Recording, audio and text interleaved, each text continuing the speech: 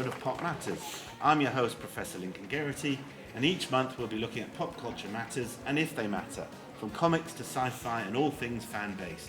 This month I have joining me Dr. Tom Sykes, Associate Professor in Creative Writing and Global Journalism in the School of Film, Media and Communication. Hello, Tom. Hi, Lincoln.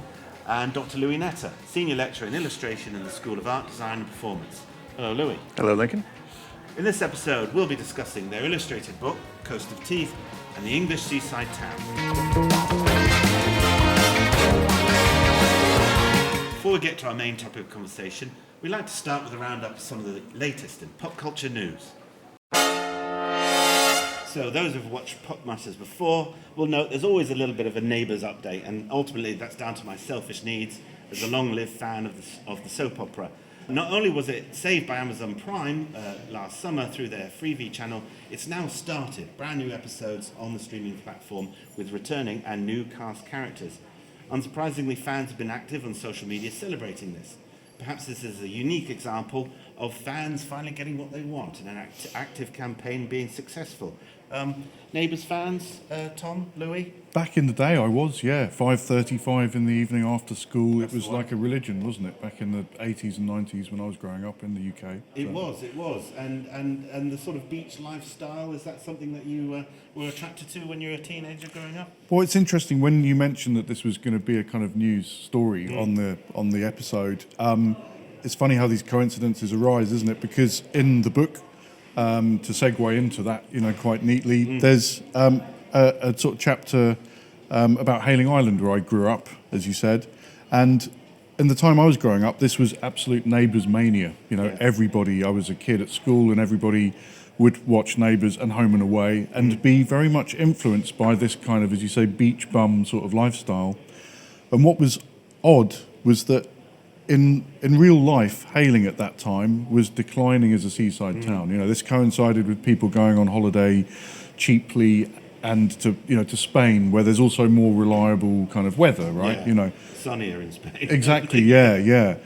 So Hayling, sort of materially and economically, was declining as a seaside town, but that didn't stop my generation of almost creating this kind of fantasy world of people started bleaching their hair blonde and driving VW Beetles, and I was too nerdy for this, surprise, but my kid brother and my other friends would buy surfboards and stand on the beach, but the beach was not Bondi Beach or, Oahu or anything like that.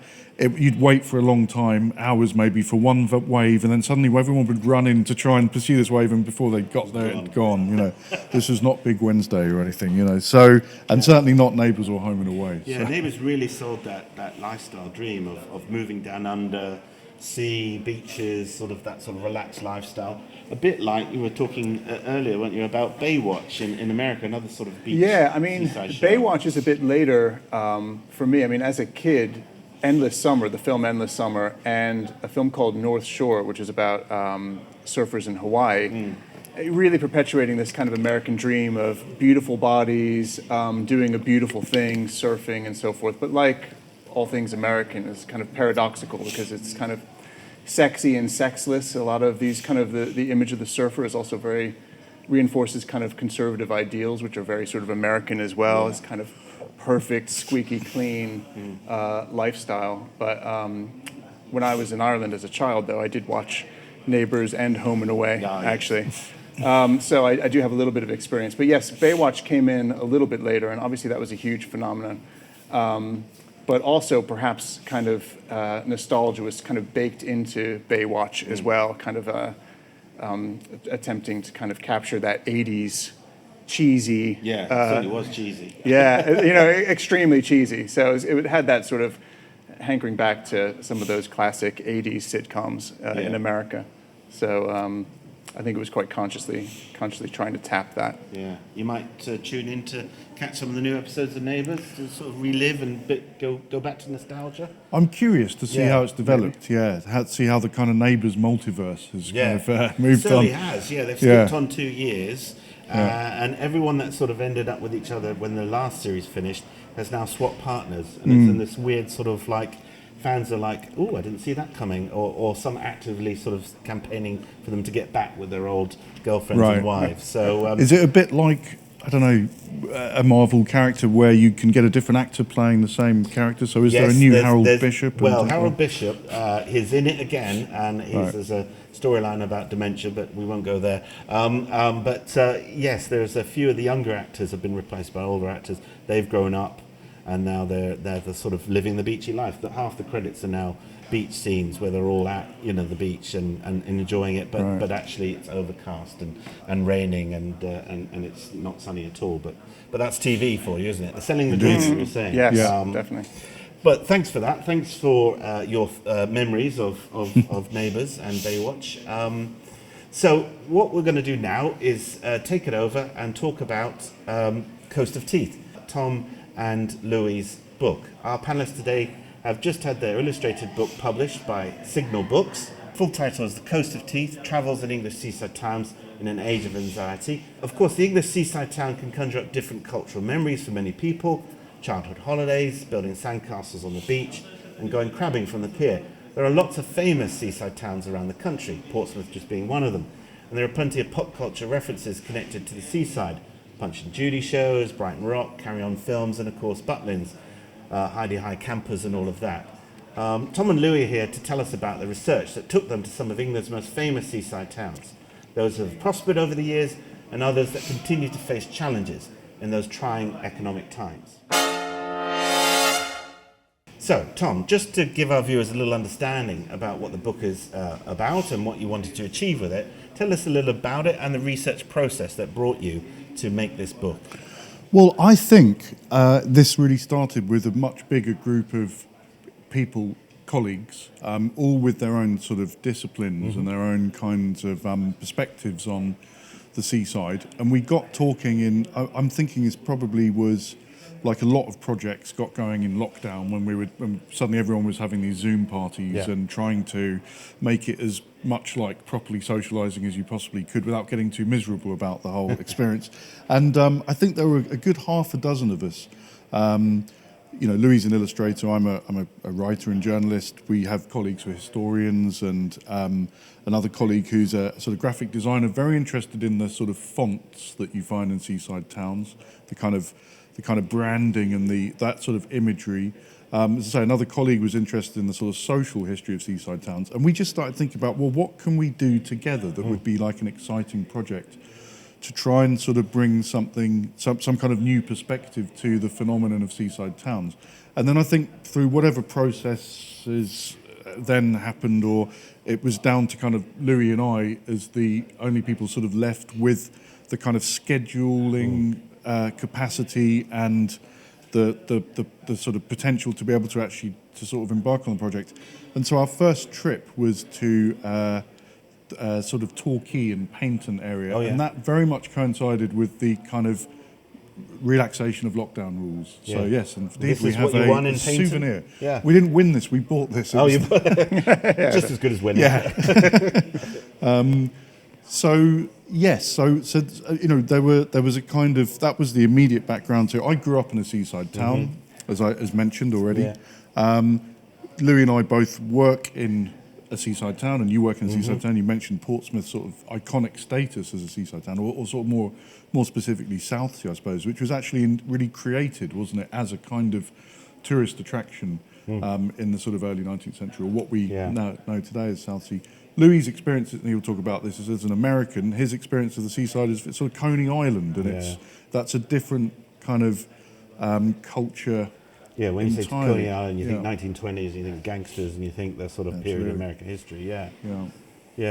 So the illustration is an important part of this book, Louis. What was the process of? So you've got the writing about the history of these seaside towns, and you as an illustrator, what were you looking for in drawing some of the images and bringing that all together? I mean, really, it's an extension of the work I've been doing for a very, very long time, which is really just looking at emblematic moments, people and places, situations that say something about that particular location. Ideally, something that is unique to that location. But often in the book, there's a lot of commonalities. There's a lot of things shared experiences, whether it's kind of homelessness or people partying, or sort of beach furniture and or seaside and amusements. Those things are obviously kind of, you can see that in a lot of different places. But really it's about finding those kind of ecstatic moments. And they can be quiet moments, but basically they symbolize something, and they contribute to our understanding of the seaside and that specific location through, you know, the people, and sort of what they're doing. And oftentimes it's about keeping an eye out, being sort of aware, being open to all the different experiences. We put a lot of miles on our shoes, walking around a lot, Travel a lot, talking to some people. Just walking, absorbing sort of what's kind of happening at the place. It was post-lockdown, so it was a time of kind of opening up. So these towns were kind of reawakening. So we were kind of trying to also kind of capture this reawakening. And in the sort of dust created from COVID, you know, there was some sort of wreckage there as well. There were towns that were economically deprived before lockdown and kind of in even more dire condition afterwards. And some of the illustrations are scrolling through on our screen here. So you did these quite quickly and very quickly in observation, and then moved on to another subject. Yeah, so they're done sometimes from direct observation, sometimes from very recent sort of liminal memory. So you're just kind of recalling them in a very short period of time. Occasionally they're done far after the fact, but that's because I've sort of developed this kind of visual memory to be able to recall these things. So it's very much a muscle, visual memory. You can kind of really work it to give you a lot of, be able to furnish a lot of detail in the images. But yeah, I mean, again, a lot of them are sort of about like moments like this here, Wild West. You've got, you know, aspects of kind of Americana and pop culture, and people just sort of almost in a sort of trance-like state, fulfilling a kind of task, putting quarters in the sort of conveyor belt and so forth. There's some just these classic sort of moments of it's an odd human zoo. These seaside towns. Can I just add something? Because I think that Louis picked up on a really important point about these kind of images of the Wild West and of, you know, of other sorts of almost like aspects of culture that aren't kind of inherent or unique to the seaside or aren't original to the seaside town. Because I think something that we realised in the course, we went to 21 seaside towns around England. We went sort of quite far north, west, southeast, and sort of eastish. We went to Essex and that sort of the Essex coast. And what we realised was that there are kind of a lot of seaside towns are very good at sort of mimicking or imitating aspects of popular culture from you know, that, as I say, aren't sort of, you wouldn't necessarily, that aren't original or to the seaside town. So, for example, you know, when you go to arcades, there's constant referencing of, you know, the Wild West, as Louis mentioned, those kind of saloon doors, wooden doors that swing. We've noticed now, because there was no reason for, Louis, you're a dad, you'd probably been to an arcade more recently, but I'm not, and I hadn't been to an arcade for a very long time. So I was surprised to see these parts of arcades now that are sort of, they say adult only, and I was thinking, oh, that's a bit, is that, what's that going got on to do inside in there? What it means is that there's just games that you have to be 18, poker and things, and a lot of these places would be separated off with this kind of saloon door, which very basic semiotically it's kind of stuck in people's heads that this is like a Wild West saloon, this is a bit dangerous, it's a bit dodgy, you know. Check your revolvers into the, you know, as you go in. But it's not just that, it's importing other aspects. You know, there are references in arcades and arcade games to, you know, Egyptian pharaohs and sort of ancient Greece and you know, and this kind of, you know, so there's a sense of certain seaside towns being kind of sponges for influences that come from abroad and come from outside of the seaside town. For example, Torquay's skyline is really interesting because you've got this, you know, a kind of stucco apartment building that looks like something out of Miami Vice, you know, very kind of almost Spanish, Southern American. Yeah, exactly, yeah. And then next to that is a kind of very old church. Next to that is an almost kind of Orientalist, sort of Indian-looking building. And then there's a Debenhams that's shut down, which immediately pulls you into the very kind of grungy gritty present of, as Louis was saying earlier, you know, many seaside towns really facing hardship. Yeah. Really, the death of the high street has really affected them as well. Sounds like there's a strange mix of the exotic and the mundane then, you know, clashing up most against each definitely. other. Particularly when you say there's the Debenhams shut down on the high street and next door is an arcade sort of selling the Wild West or the sort of stuff like this. ancient Egyptians or Chinese sort of culture. So, and you're capturing those in the illustrations that are scrolling behind. What were some of the stranger things that you encountered or some characters that you met on your travels around the English seaside towns? Well, we met one character who is possibly too bland for to include in the book, but in some ways he sort of typified a way of having such sort of social, intellectual poverty, he was sort of a sort of husk of a man. And it was kind of interesting. We sort of met him pretty early when we were in Torquay and talked with them, and I did a drawing of him, and we had sort of chats and things. But it was an interesting confrontation with how the human architecture very much reflects the sort of forgotten actual architecture of the place. Some of these grand Victorian places, I mean, the Torquay Pavilion, this kind of one sort of grand building sort of near the inner harbor, was closed. And there was a person just sort of despondently squatting near the thing. And then, so these images are just, they're immediately iconic because it's just, you know, the human and the built environment are both, you know, crumbling. Yeah. And you do get a bit of that. But in that, that sort of maybe slightly negative landscape or some of these kind of textures that you see, there is a lot of vibrance. There are people going there. Yeah. I mean, Torquay had an older kind of population really visiting, sort of like retirees. And there was quite a lot of people kind of milling about, and there were nice restaurants to go to, nice pubs. You know, it had its vibrant sort of areas. So it's just these incredible contrasts between sort of areas being sort of vibrant and sustaining themselves to places which are kind of clearly part of the truly forgotten Britain, so to speak. And the subtitle of your book is about anxiety. Did some people reference that and talk about that anxiety? There were some anxious moments. I mean, one, and also a strange moment. So it kind of answers both your questions. So we were in Scarborough, which is a very interesting place because it's there's a kind of haunting beauty to it because the sort of surrounding countryside of Yorkshire, which is gorgeous as you drive into, you know, sort of that part of Yorkshire, has been allowed to kind of spill into Scarborough. So it's a very green and pleasant kind of town.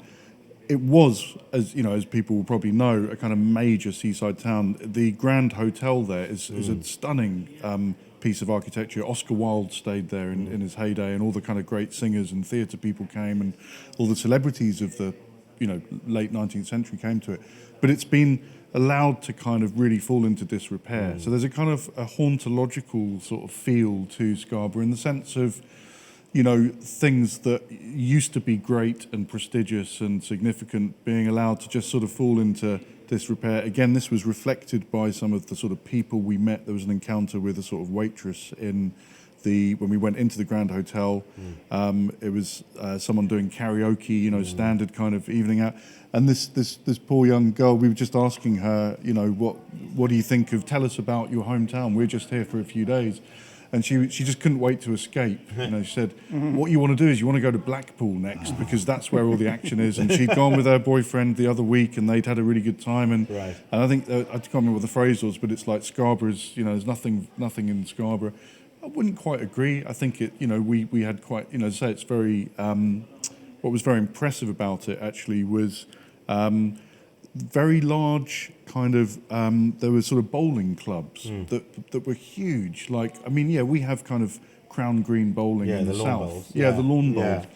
And big kind of amateur football pitches and cricket. You know, there are real communities that bond around kind of sports in a place like Scarborough, and sports that are kind of, I suppose, a bit more niche in the south. You know, again, it's a sort of north-south divide, I think. One of the anxious moments was Louis and I went into a pub because we were puzzled by a flag hanging outside of it, which we didn't recognise. We went into it and we saw basically that it was this very devout sort of Ulster Unionist pub. In Yorkshire. In Scarborough. Which is very surprising. Yeah. And it was quite in your face in terms of the sorts of slogans. I mean, I won't go into. If you want to know more, it's in the book. You know, All the juicy details are in the book. This I think this is a family show, so some of the things. But Louis is Irish. Is Irish Catholic background. I think I'm right in saying. So it was. I think probably more anxiety, sort of generating for him, but it was still quite worrying, especially when I went round to go to the toilet and there were all these newspaper clippings of kind of police bust this pub because of suspected terrorist affiliations. And I was thinking, this is all stuff that you shouldn't be proud of. But the publican, whoever they are, and I was like, it was a bit like in the scene in With Nell and I, where he's in the toilet and he's been threatened by the guy, and he's like, he's so worried he can't, go, and so he's, so it was a bit like that. You might have to cut some of that out. I don't know if I might have said too much, but I've never drunk a pint quicker just to get out. But there was, we chickened out because the day before there was a, what's the name, the Scottish team that the Rangers had lost. There was a range, but there was a range, and then the place was completely packed. Yeah, and I think I made the mistake of mentioning that to the barmaid just to try and make conversation. Yeah. And she said, "Oh, we were all here praying." I think they lost on penalties. Right. I was like, we were all here praying, and it didn't work out, unfortunately. I was like, I shouldn't have mentioned that, should I? But there weren't many in the pub when we were there, so we figured we could probably handle ourselves, be all right. But generally, If you've got time for one more strange. Yeah, stranger the better. Yeah. Which was much more positive, I think. Yeah. As you say, the dark and light, and mundane and exotic and dramatic, and I think seaside towns lend themselves to these, sorts of contradictions, as we were saying. So when we were in Blackpool, we went into...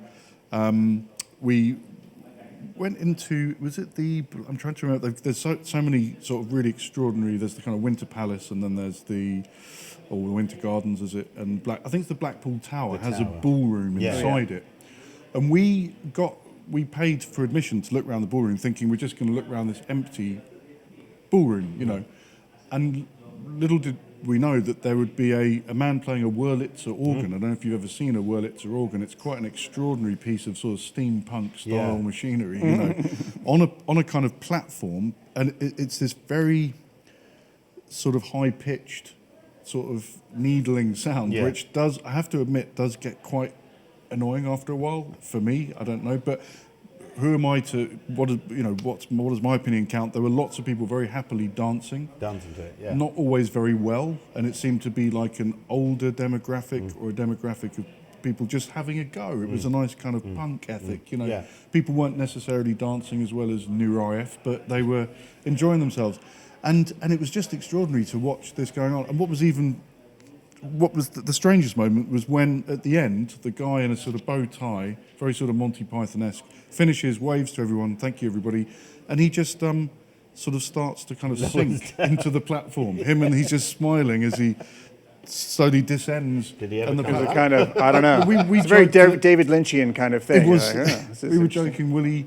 Do they just keep him down there for a week and then put him back up, sort of thing for the next... The resurrection. Yeah. But that does connect to, like, as you said, older demographic. That was obviously, I guess, prime time entertainment, the thing to do back in the day. And now it's still going on in a sort of retro sort of style. Well, looking around the building, we found that there were lots of references to very kind of community-spirited sort of activities, like...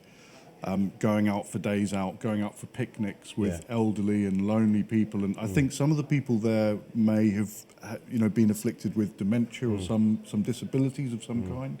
So what seemed to be for us a very bizarre and quite, sort of eccentric kind of image or experience was actually serving a really important kind of social function there. It was, I think, a lot of people benefiting from the community and the company of being with people and moving their bodies and keeping their minds occupied.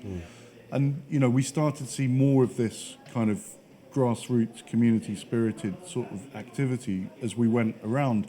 And I think this is, you know, there's a lot of bad news coming out of seaside towns in the sense of, you know, you alluded to the kind of economic decline of many of them. You know, I grew up in one myself.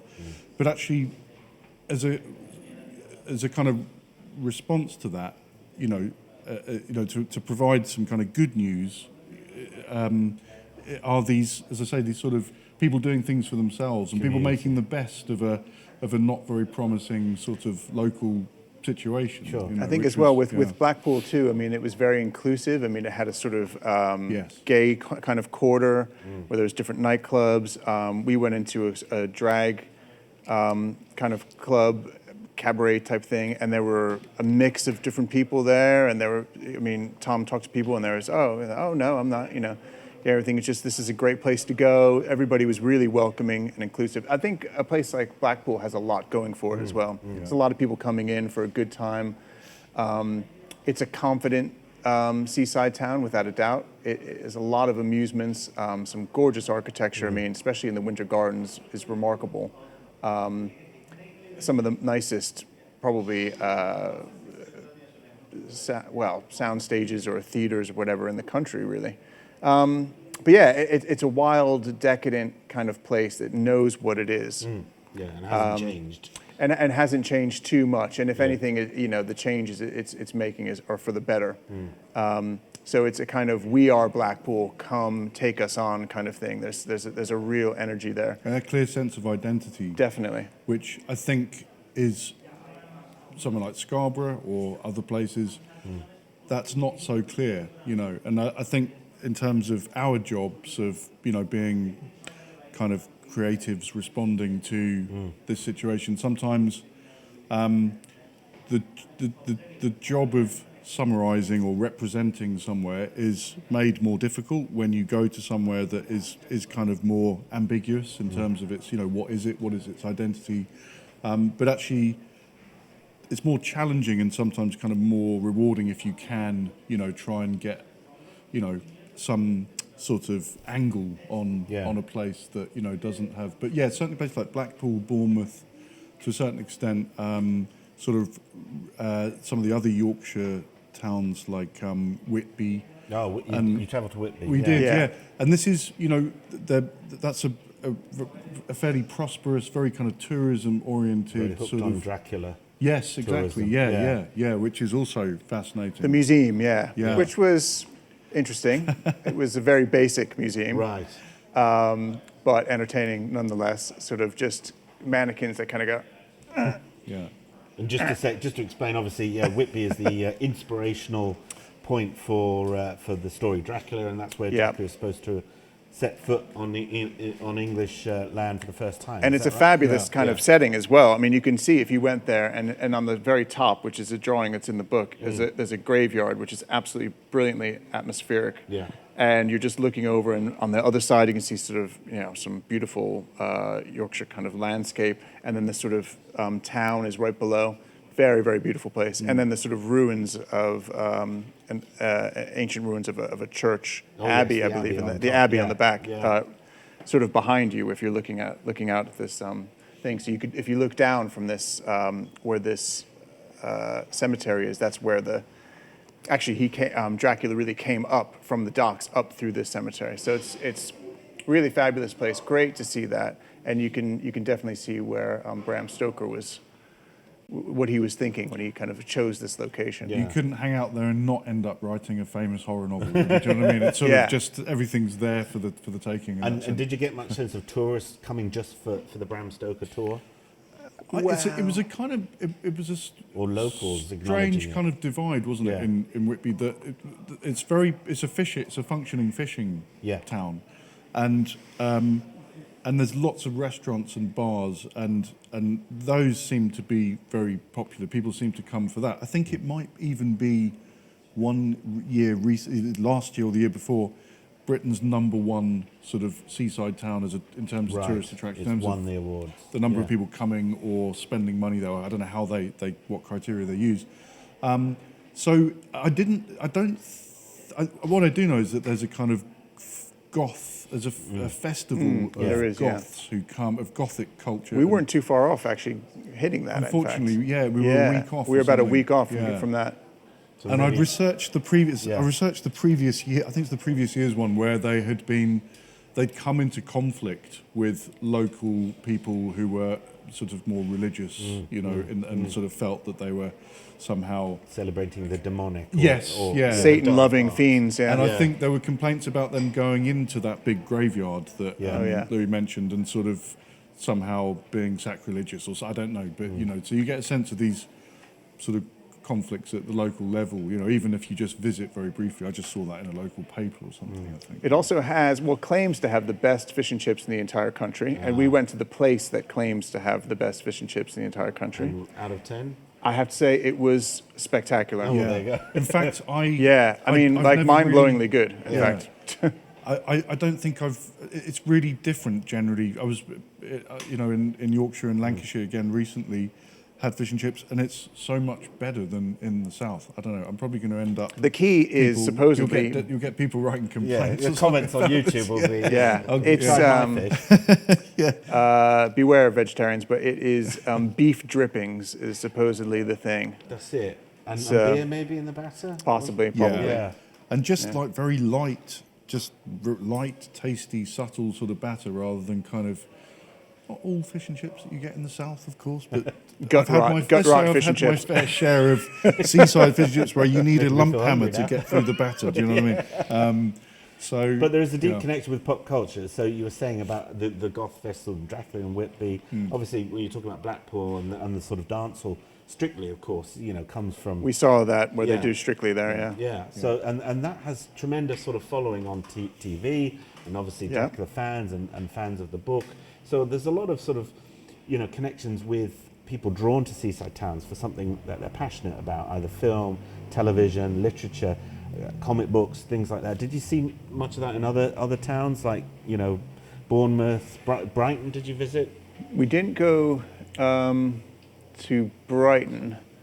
I think one of the interesting things that we probably found is there is a lot of Americana. There's a lot of Right, American yeah. food. There's a lot of burgers and shakes, and so a lot of pictures of American film icons that are kind of plastered everywhere. So there is trying to kind of forge that connection.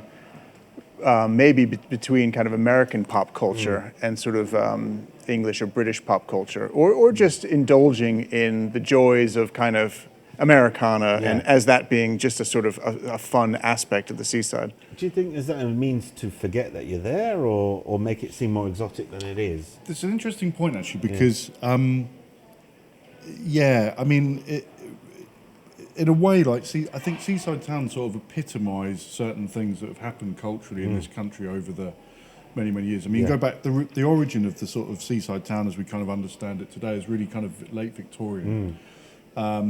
And it was really in a very short period of time, just the sort of 1870s and 1880s, that all the kind of iconic sort of aspects and objects and foods and things like that people now associate with seaside towns were introduced there. So it's ice cream and fish and chips.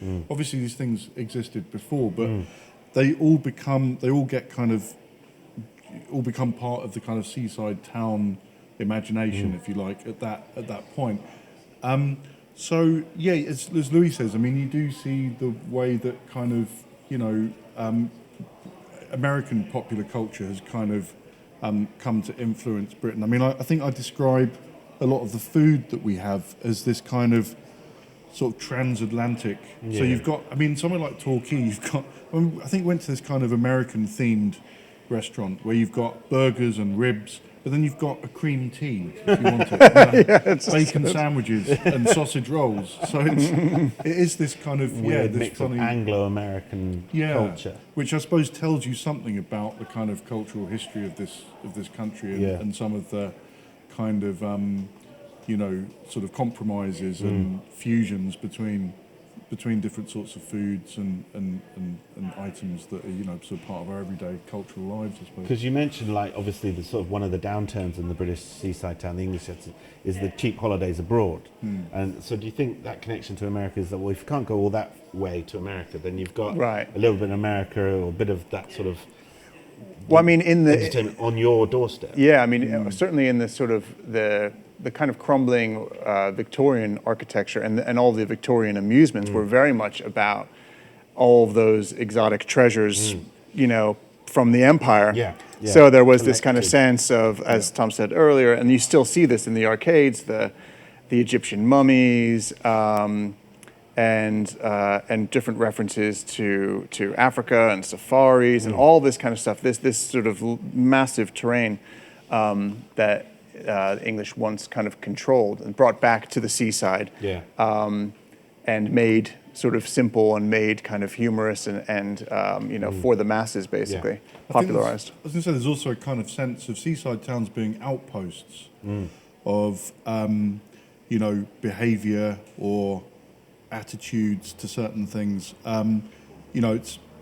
We wouldn't be the first sort of observers of seaside towns to sort of talk about how there's always been a kind of carnivalesque aspect to seaside towns. Freak shows on the pier, that sort of thing. Absolutely, Yeah. and this idea that and this goes back to their original function as respite from an industrial job. People working in a factory for 20 hours a day, they get their 1 week of holiday, and they kind of go wild and drink too much and eat too much and maybe do naughty things while they're not with their wives or husbands, or what I mean. There's this sort of license to kind of be a bit more hedonistic than you would usually be. That's definitely, in Blackpool and in many seaside towns. I think you see it in Portsmouth to a certain extent. I think I can say that because I'm from here. And that there's sort of people feel that they can, you're by the sea, the sun is shining. There's pubs, there's food on. Let's kind of go a bit crazy sort of mentality.